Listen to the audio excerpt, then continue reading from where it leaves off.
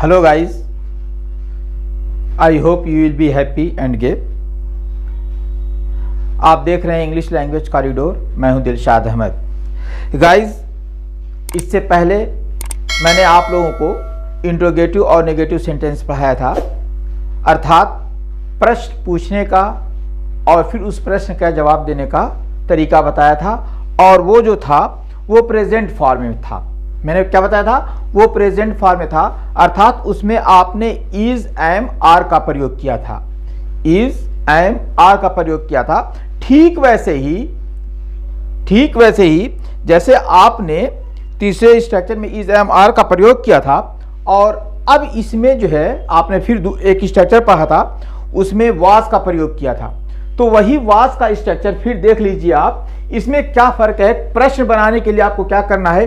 कुछ नहीं करना है। जैसे आपने इसके पहले वाले 2 वीडियोस में देखा है कि जो है वाज, इज पहले आ जाता है तो वो क्वेश्चन बन जाता है। उसी प्रकार से वाज वेयर पहले आ जाएगा तो ये क्वेश्चन बन जाएगा, इंट्रोगेट बन जाएगा, और इसका आंसर भी यस और नो में आएगा।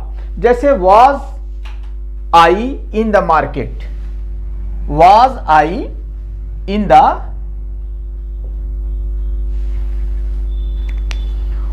was I in the market, was I in the market, market। तो इसका अर्थ ये हुआ, आपसे पूछा जाएगा क्या आप बाजार में थे, तो आपका जवाब आएगा yes or no. Yes or no में आंसर आएगा। जो भी इस तरीके का आएगा, जो आपने इससे पहले वाले में जितने भी क्वेश्चन मैंने आपको बताए थे, उसी को यहां पे रिपीट कर दीजिए।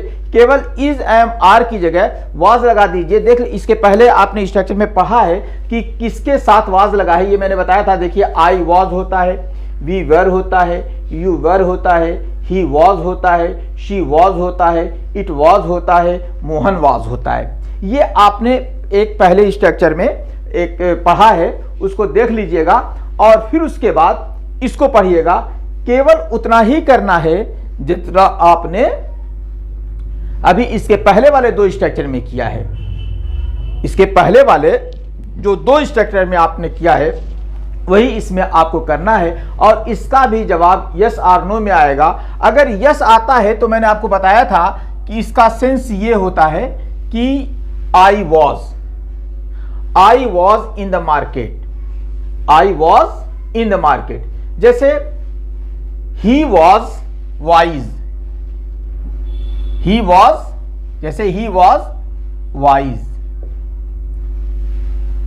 तो was he wise, यहां पे जो आंसर आएगा, ये जो आएगा क्वेश्चन बनेगा was he wise, was he wise. तो आप ये जब प्रश्न पूछ लेंगे वाज ही वाइज, तो इसका अगर आंसर यस में आता है तो आएगा यस ही वाज वाइज। लेकिन हमें ये कहना नहीं है, केवल यस और नो से आंसर काम चल जाएगा। अगर नॉट रहेगा तो he was not wise, he was not wise, ये हो जाएगा। और इसका आंसर का सेंस क्या होगा? ये होगा। लेकिन हमें केवल आंसर करना है यस और नो का। तो गाइज, ये बहुत ही आसान है।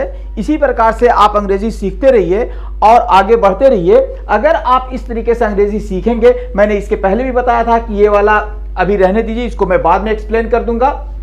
इस प्रकार से अगर आप अंग्रेजी सीखते रहेंगे, बड़ी आसानी से अंग्रेजी सीखते जाएंगे। जैसे कोई भी वर्ड है, जैसे I was not wise, we were not wise, he was not wise, she was not wise, it was not wise, Mohan was not wise. कोई इसमें फर्क नहीं है, कोई भी प्रॉब्लम नहीं है। जो भी प्रॉब्लम है आपको एक बार समझने में है। अगर आपने एक बार समझ लिया तो बाकी सारी चीजें अपने आप होती जाएंगी। थैंक गाइस, अगर ये वीडियो पसंद आया हो तो इस वीडियो को शेयर कीजिएगा, लाइक कीजिएगा, और जो भी बातें इसमें समझ में ना आई हो तो कमेंट के माध्यम से जरूर बताइएगा, क्योंकि ये मैंने बहुत शॉर्ट में पढ़ा दिया है, बहुत जो है कम समय में पढ़ा दिया है। अगर आपको कोई बात नहीं समझ में आ रही है तो कमेंट में लिख के ज़रूर पूछिएगा कि ये कैसे है। एक बात, दूसरी बात ये है कि बहुत से लोग कमेंट करने से घबराते हैं। कोई बात नहीं, आप ज़रा भी ना घबराइए, आप हिंदी में कमेंट कीजिए और जो है हिंदी के शब्दों को अंग्रेज़ी में लिख के कमेंट कीजिए।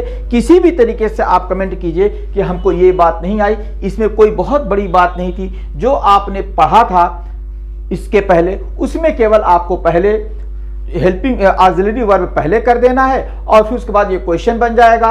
ऑक्सिलरी वर्ब के बाद नॉट लगा देना है, ये निगेशन बन जाएगा। इतना ही है।